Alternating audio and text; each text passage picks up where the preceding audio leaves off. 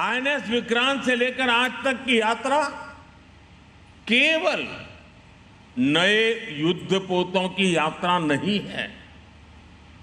यह भारत की बढ़ती आत्मनिर्भरता की यात्रा भी है। आज आईएनएस अग्रय, आईएनएस दूनागिरी और आईएनएस संशोधक उसी यात्रा को नई गति दे रहे हैं। ये तीनों पोत भारत के 3 महत्वपूर्ण संकल्पों के भी प्रतीक हैं।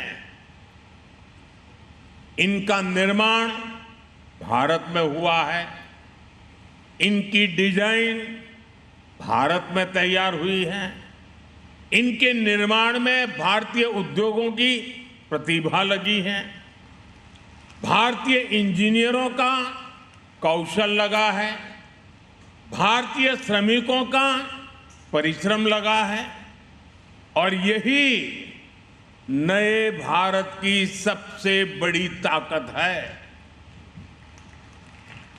साथियों, आज भारत रक्षा क्षेत्र में केवल खरीदार बनकर नहीं रहना चाहता।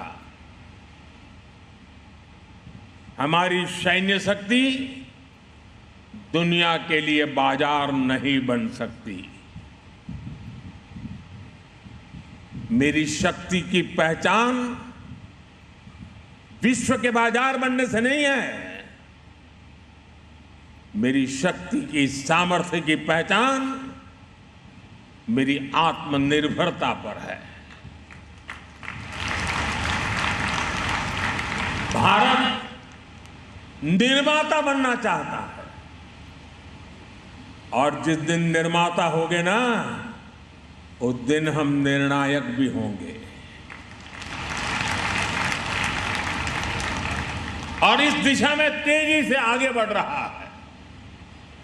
बीते वर्षों में 40 से अधिक मेड इन इंडिया युद्धपोत और पनडुब्बियां नौसेना में शामिल हुई है। यानी लगभग हर कुछ सप्ताह में भारतीय नौसेना को एक नई शक्ति मिली है। वर्तमान में भी 45 बड़े नौसैनिक प्लेटफॉर्म निर्माणाधीन है। यह केवल संख्या नहीं है, यह भारत की औद्योगिक क्षमता का प्रमाण है। यह भारत के भविष्य का संकेत है। साथियों, आने वाले वर्षों में भारत का मैरीटाइम सेक्टर लाखों नए रोजगार तैयार करने की क्षमता रखता है। यही कारण है कि हम मैरीटाइम सेक्टर को केवल एक सेक्टर, आइसोलेटेड सेक्टर नहीं मानते।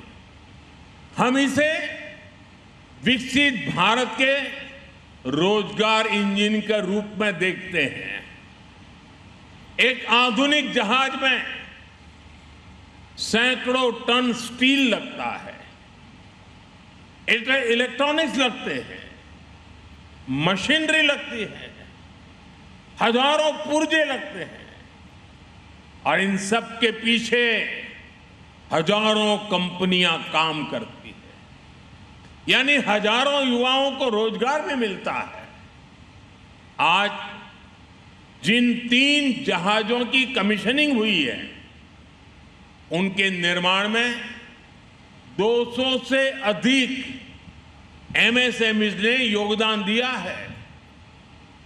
हम कल्पना कर सकते हैं कि कितनी बड़ी संख्या में इन 200 एमएसएमईज में, इन लघु उद्योगों में रोजगार पैदा हुआ होगा।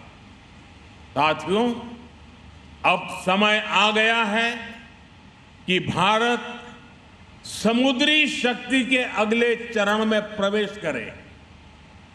इसलिए भारत ने शिप बिल्डिंग के क्षेत्र के लिए एक नई दृष्टि के साथ आगे बढ़ना शुरू किया है। हाल के वर्षों में अनेक पॉलिसी रिफॉर्म्स किए गए हैं।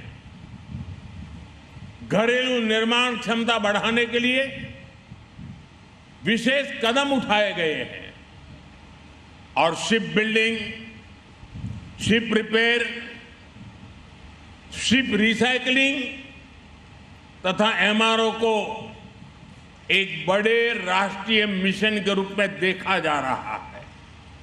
साथियों, शिपिंग सेक्टर के लिए 70,000 करोड़ रुपए का जो प्रोत्साहन पैकेज घोषित किया गया है, वह केवल एक आर्थिक निर्णय नहीं है, वह भारत के समुद्री भविष्य में निवेश है,